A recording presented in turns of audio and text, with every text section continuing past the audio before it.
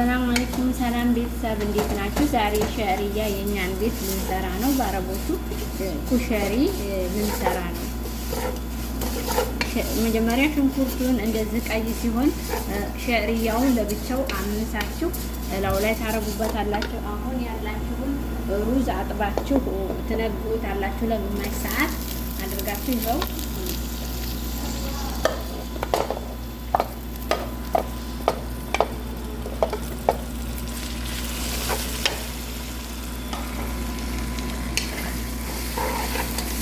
ይሄንን እንደዚህ እናደባልቀዋለን። ከዛ እዚህ ላይ ከሙን ጨው አድርጋችሁ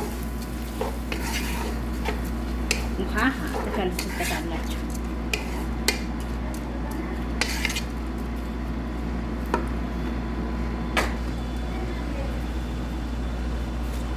ጨው አንድ ሀባ ማጂ ከፈለጋችሁ አድርጉበት።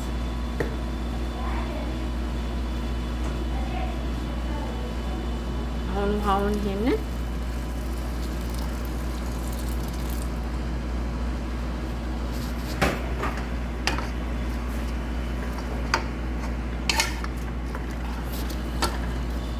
ይሄው ውሃው ጨርሶ ሳይመጥ ሩዙ ከበሰለ ሩዙና ሸሪያው ሲበስል ውሃው ሳይመጥ አሁን ይሄንን እንተነዋለን።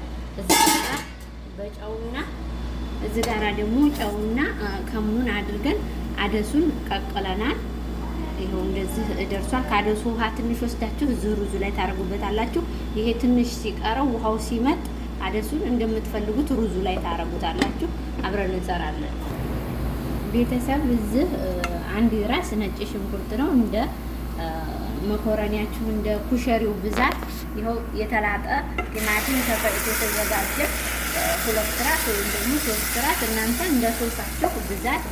የኛ ቲማቲም ቀይ ስላልሆነ ግዴታ ሳልሳ ያስፈልጋል። ቀይ ከሆነ ደግሞ ሳልሳ ባታረጉበትም ችግር የለውም።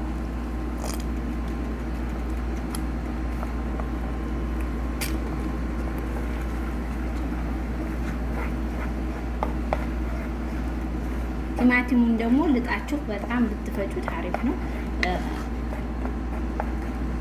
እዚህ ጋር የሚያስፈልጉን ቅመም ከሙን፣ ኩዝባራ፣ ጨው እና ፍልፍል አስወድ። እዚህ ጋር ባህራት ሙሸቀል ባህራት እንደምትፈልጉት እናንተ እንደ ቤታችሁ ሀባ ማጂ ማረግ ትችላላችሁ። ማጂም ሲኖርበት በጣም ነው የሚያጣፍጠው። ይሄ ሶሱ ነው። ሳልሳሁን የሚያዘው ይሆናል። እዛ ጨምራለሁ። ይኸው ሩዙና ሸሪየው በአንድ በስሏል። እዚህ ጋራ አደሱ እንደምትፈልጉት እንደ ብዛቱ አደሱ ራሱ ተቀቅሏል። ስትቀቅሉ ጨውና ከሙን አድርጋችሁ ቀቅሉት። አሁን እዚህ ላይ ሀር እንዲሆን እንዲዋሃድ ትንሽዬ እሳቱን ትንሽ ታረጉና አብራችሁ ከድናችሁ ታስቀምጡ። መኮረኒና ፓስታችንን ትቀቅላላችሁ። ቤተሰብ ኩሸሪያችን ይኸውን ማሻአላ በሚያምር መልኩ እንደዚህ ሆኗል።